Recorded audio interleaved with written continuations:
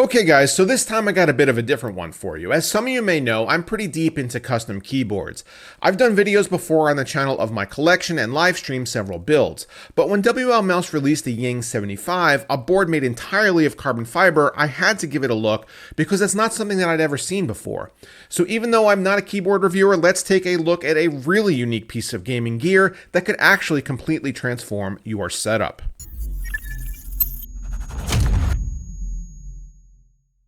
When WLMouse first released the Ying 63, it was definitely interesting, but the form factor wasn't something that was usable for me.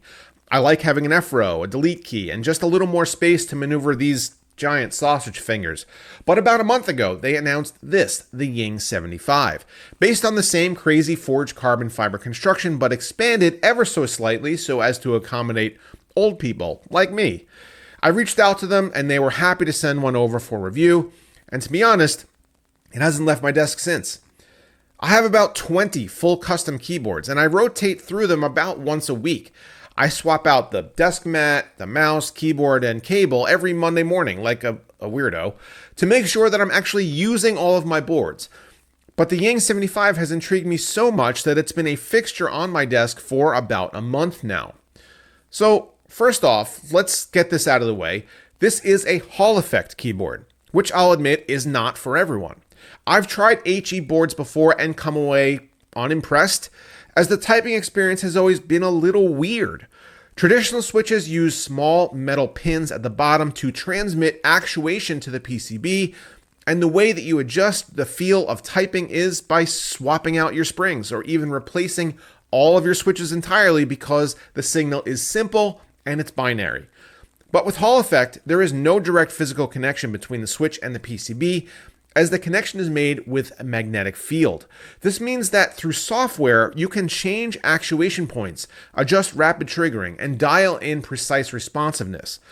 Hall effect switches have seen a recent surge in popularity as they are strictly superior for gaming applications that require exact inputs, and a quick walk through the WLMouse software demonstrates why. Of course, the software allows you to change color effects, and throughout this video, I'll sprinkle in some clips so you could take a look at the lighting, which is honestly quite stunning. The Ying 75 comes with semi-transparent polycarbonate keycaps, which look solid black with the lighting off, but shine very brightly with the lighting turned on. Beyond the lighting effects here, you can see an entire subheading for performance settings, including a calibration tool, trigger settings, key dead zone to prevent accidental presses, and a keystroke test. You can also dial in your preferred polling rate up to 8K. But it was always the typing feel for me that kind of made me sour on HE keyboards.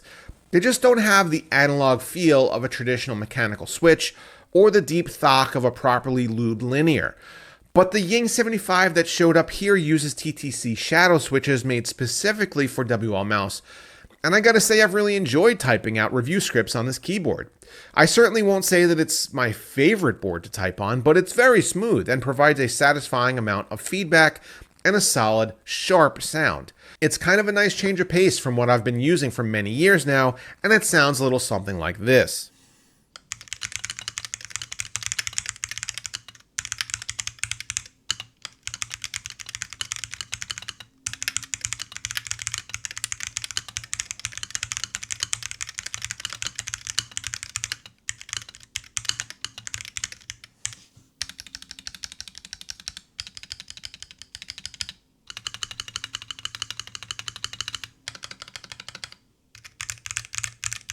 Now keep in mind the defining feature of this board is its forged carbon fiber construction, and as a result you get basically zero flex from the PCB.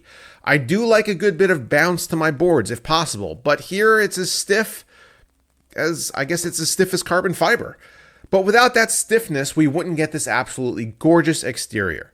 The case itself is a work of art with a swirling and random carbon fiber pattern on the top, sides, and back. There's also a small art piece spanning the back, which I always find to be a bit of a waste because who sees the back of a keyboard?